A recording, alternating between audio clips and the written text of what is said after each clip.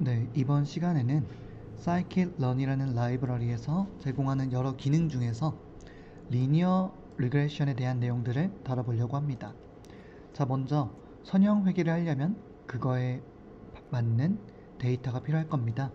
그래서 저희는 이 데이터를 mgrun이라는 사이트에서 가져올 거고요. 이런 식으로 해서 쉽게 가져올 수 있습니다.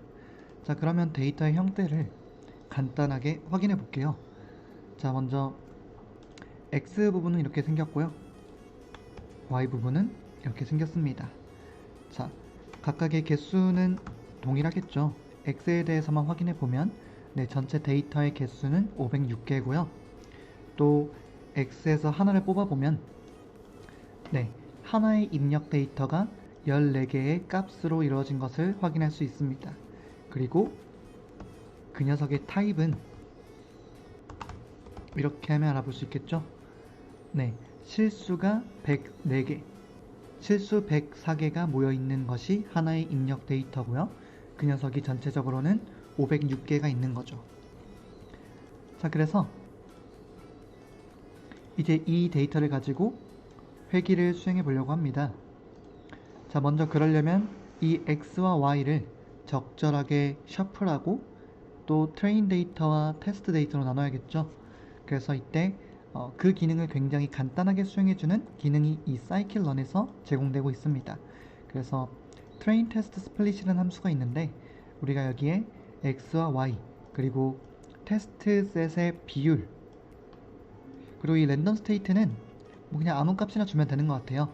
그 바뀔 때마다 임의로 뭐 셔플이라든가 이런 것들이 좀 임의로 바뀌고요.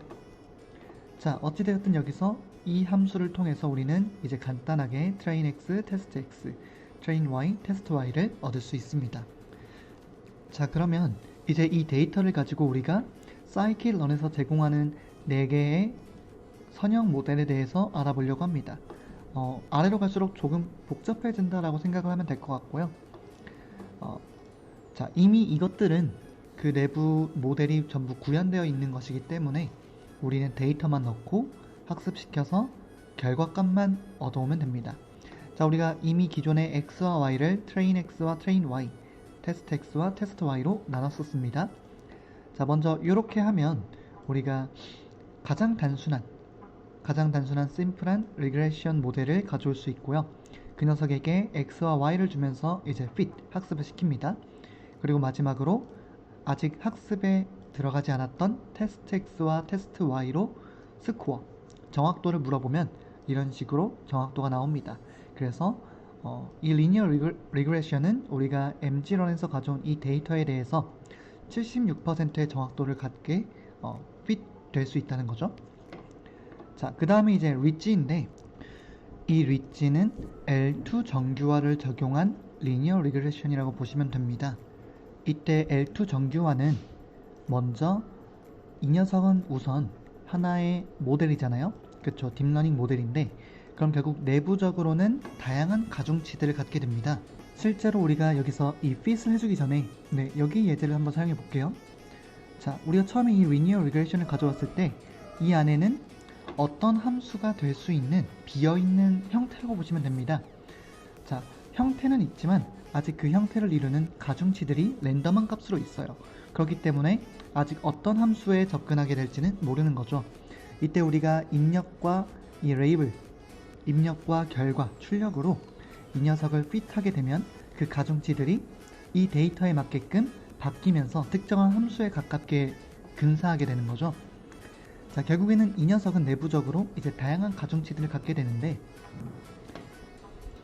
우리가 일반적으로 알 수 있는 게 그 가중치들의 값이 너무나 들쑥날쑥 커버리면 뭐 어떤 것들은 마이너스만, 어떤 것들은 플러스 10만 이런 식으로 값이 커지기 시작하면 이 녀석에게 너무 오버핏 된다고 해요. 무슨 말이냐면 이 학습 데이터에 대해서는 높은 정확도를 보이지만 실제로 일반적인 범 데이터에 대해서는 오히려 그 정확도가 떨어져 버리는 거죠. 그래서 이런 것들을 막기 위한 방법으로 아주 간단하게 정규화 중에 L1 정규화와 L2 정규화가 있는데 이 리지는 L2 정규화를 사용하는 겁니다. 그래서 그 L2 정규화는 각각의 가중치의 값들이 지나치게 커지는 것, 절대값, 즉 크기가 지나치게 커지는 것을 막아주는 효과를 가집니다. 그래서 당장 구현이 어떻게 되었는지는 몰라도 이 리치라는 것은 내부적으로 이 녀석에 비해서 가중치가 조금은 제약을 받는, 가중치의 크기가 급격하게 커지는 것을 제약받는 그런 모델이라고 보시면 됩니다. 자, 그리고 동일하게 핏하고 스코어를 했을 때 그 결과가 단순한 선형보다는 오히려 높게 나타나는 것을 알 수 있습니다. 자, 예를 들면 저희가 여기다가 테스트 말고 트레인을 넣어 볼게요. 자, 93%가 나오죠. 그리고 여기서도 테스트 말고 트레인을 넣어 보겠습니다. 네, 거의 비슷하긴 한데요. 사실 이 녀석이 좀 더 정확도가 높게 나올 가능성이 큽니다. 그 이유는 뭐냐면 아래의 모델은 이 트레인 XY에 대해서 지나치게 높은 정확도를 보이는 것을 오히려 막아버립니다. 뭐 그런 의미에서 이제 트레인 X에 대해서는 오히려 이제 이 녀석이 훨씬 더 높은 정확도를 보이지만 우리가 실제로 하고 싶은 건 트레인이 아니라 테스트 X 그리고 테스트 Y죠. 자, 그렇기 때문에 우리가 조금의 제약이라는 게 항상 나쁜 건 아니에요. 그래서 오히려 이 선형 모델에 어떠한 제약을 두어서 오히려 결과적으로는 좋은 결과를 낸다 라는 것이고요. 자, 라쏘는 리치처럼 어떤 한 가지 제약 사항이 들어가는데 그 제약이 리치와는 내용이 조금 다릅니다. 이 리치는 가중치의 크기가 지나치게 커지는 것을 막아주는 것이고요. 이 라쏘는 가중치가 어떤 선을 넘지 않으면 그냥 죽여버리는 거예요. 그래서 뭐 예를 들면 그 선이 10이다. 그럼 가중치 중에 1, 2, 3 이런 것들은 전부 다 0으로 죽어버리는 거죠. 자, 그래서 이 녀석도 동일하게 핏하고 스코어 했을 때 그 점수는 77%인데 단순한 선형보다는 조금 좋게 나오는 것을 확인할 수 있습니다. 자, 이때 무조건 리치나 라쏘가 이 녀석보다 좋냐 라고 할 수는 없습니다.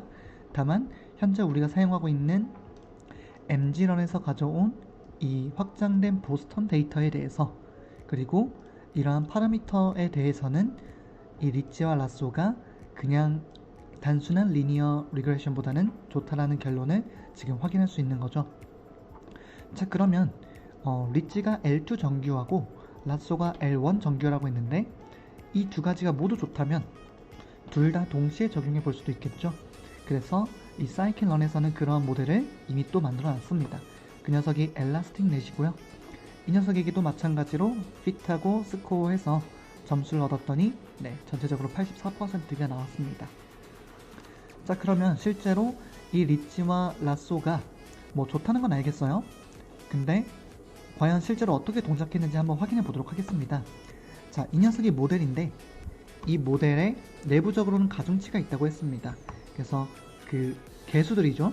우리가 다항함수를 떠올리면 다항함수에 여러 개수가 있지 않습니까?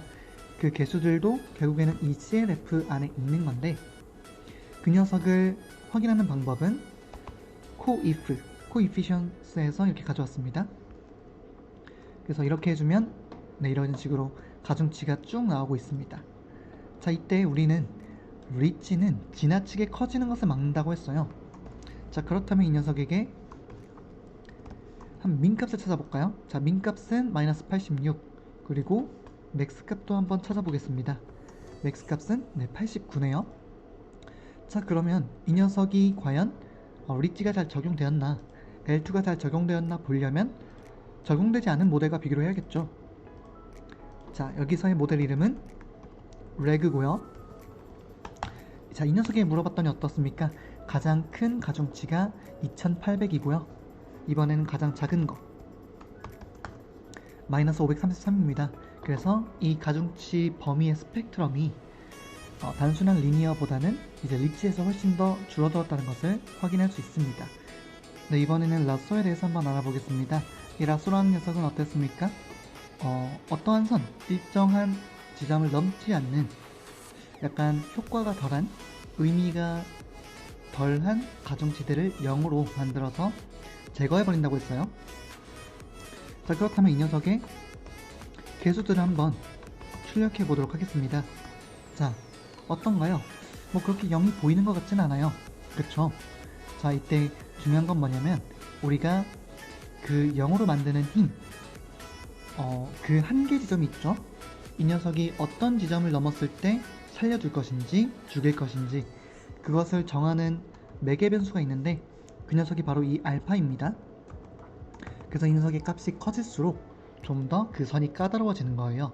즉 애들이 쉽게 죽는 거죠. 자, 그래서 이 알파를 0.1로 바꿨을 때 결과를 확인해 보면 어떻습니까? 이렇게 죽어버린 가중치가 훨씬 많은 것을 확인할 수 있습니다. 자, 그래서 이 녀석, 이 라쏘도 결국에는 저희가 생각했던 필요 없는 가중치를 죽인다 라는 기능을 잘 수행하고 있다는 것을 확인할 수 있고요. 자, 마지막으로는 이제 엘라스틱인데 결국에는 동일하게 뭐 0으로 되는 것도 있을 것이고 또 이제 값의 크기도 2000, 뭐 5000 이런 것보다는 한 80 또는 마이너스 60 이런 식으로 적은 스펙트럼을 갖게 될 거다 라는 결과를 추론해 볼 수 있을 겁니다. 그래서 실제로 확인하는 것은 생략을 하고요. 자, 결과적으로 이런 식으로 이 사이클런에서는 다양한 리니어 모델, 물론 더 많은 모델도 제공하고 있지만 오늘은 리니어 모델에 대해서 알아봤습니다.